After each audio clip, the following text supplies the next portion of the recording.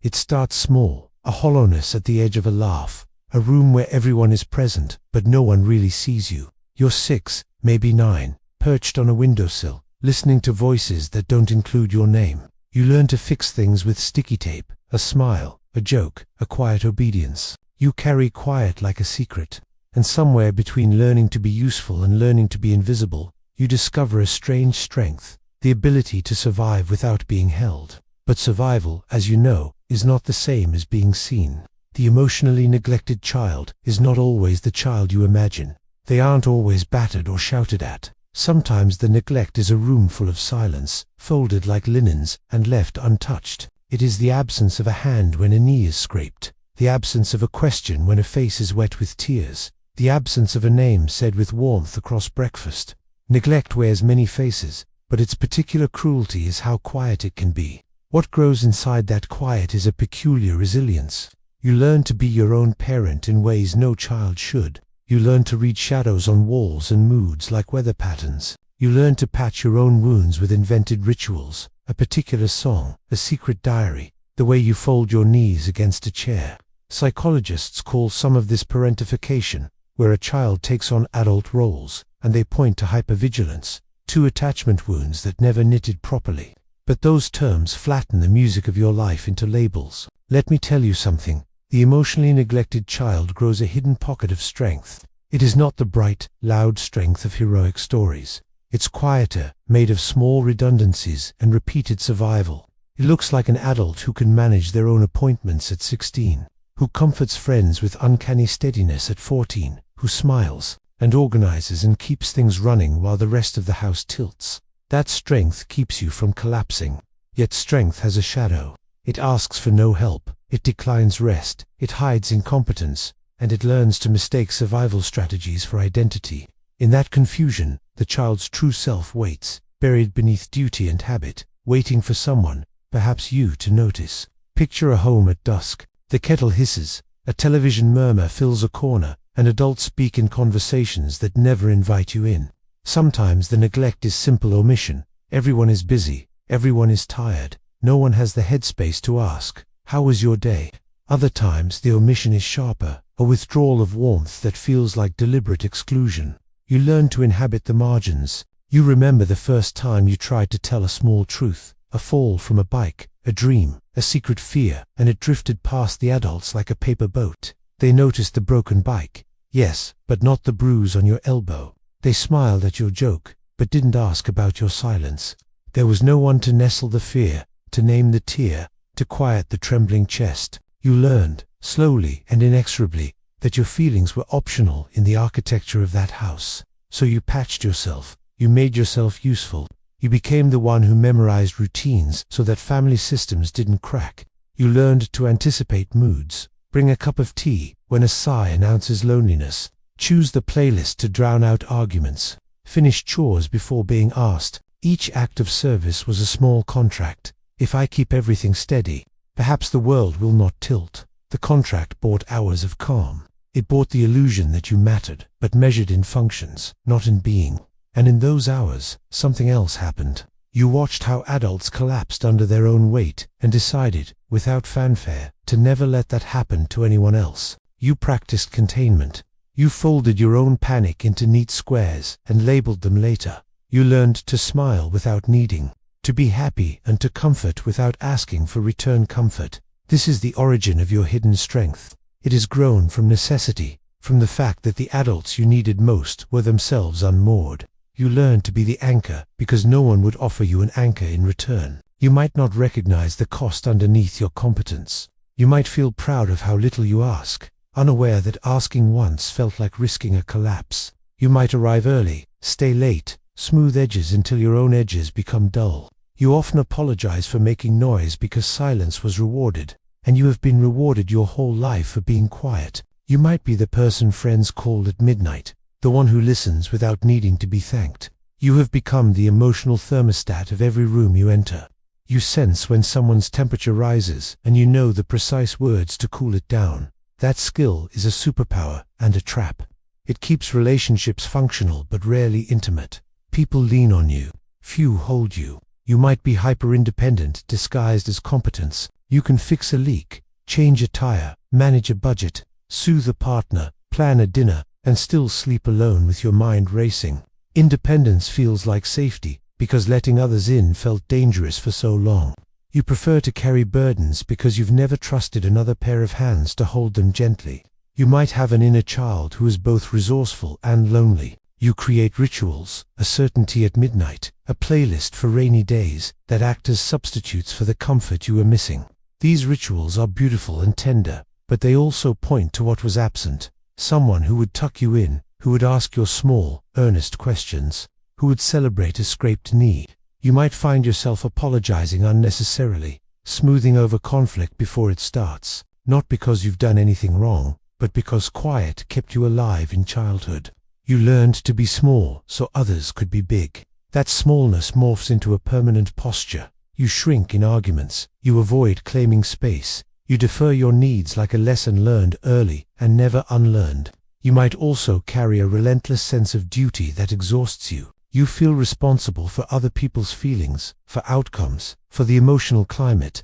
You keep doing the dishes when the meal is finished. You keep worrying long after the problem is solved. Compassion becomes a weight because you carry it alone. You might appear emotionally steady while your insides hum with unresolved longing. On good days, you move through tasks with graceful competence. On lonely nights, you rehearse what it would be like to be comforted, really, comforted without conditions. Your strength is like a lighthouse built on a cliff, visible, useful, but lonely. You send guidance to others, but the light does not return home. What you feel is not mere poetic observation.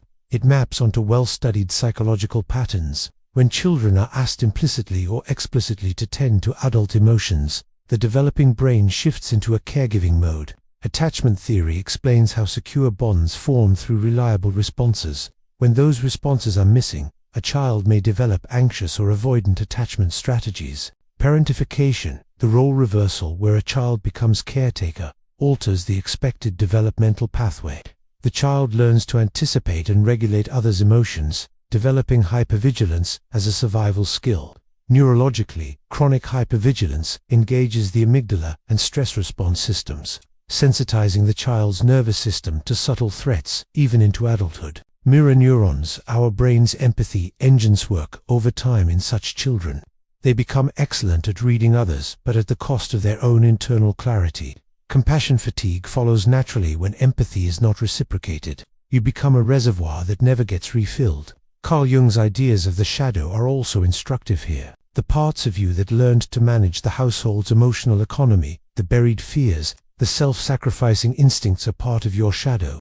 Shadow work, then, is not about blaming but about retrieving those hidden pieces and integrating them into a cohesive self. Modern studies, those that examine long-term effects of emotional neglect, note correlations with self-regulation difficulties, lowered self-worth, and a tendency to overfunction in relationships. Yet these same studies often point to one paradoxical fact. Those who survived neglect often develop extraordinary resilience, practical competence, and a deep capacity for empathy. Your strength is both a wound and a resource. But here is the unspoken part no one tells you. Strength as survival often masquerades as identity.